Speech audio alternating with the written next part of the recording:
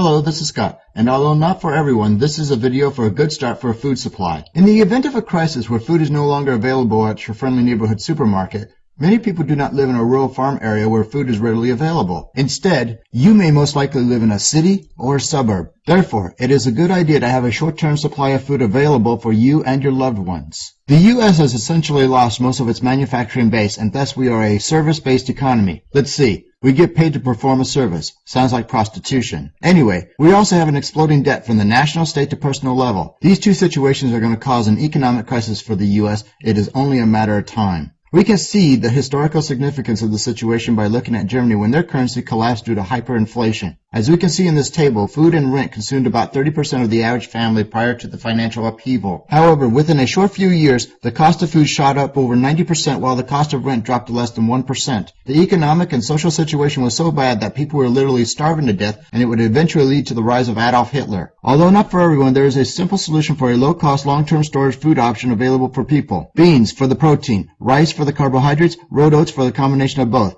I chose these because they are the easiest to prepare. Add water and heat. Now I know that the screen is very busy and loaded with a lot of data. However, it does detail the amount of beans, rice, and rolled oats needed for one person for 1 year. It also details how much weight and cost for these items for one person for 1 year. To summarize this screen, it only takes 116 pounds of beans costing about $116, 150 pounds of rice costing $120, and 66 pounds of rolled oats costing $75 for a grand total of $311 if you do not buy in bulk to feed one person for 1 year. If you do buy in bulk, then the cost is considerably cheaper. Please do not forget salt, multivitamins, sugar, honey, and spices. So how much room do you need to store this food for one person for 1 year? Well, believe it or not, this could potentially fit nicely under an average bed. To last years, you can store beans, rice, rolled oats into airtight food-grade buckets. You can lengthen the storage life by putting the food in Mylar bags with oxygen absorbers. Also try to keep the temperature as low as possible with a minimum amount of temperature changes. Now, when looking for food storage buckets, please make sure they are designed for food storage.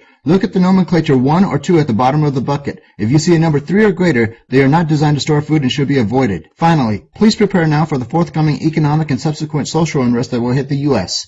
Good day.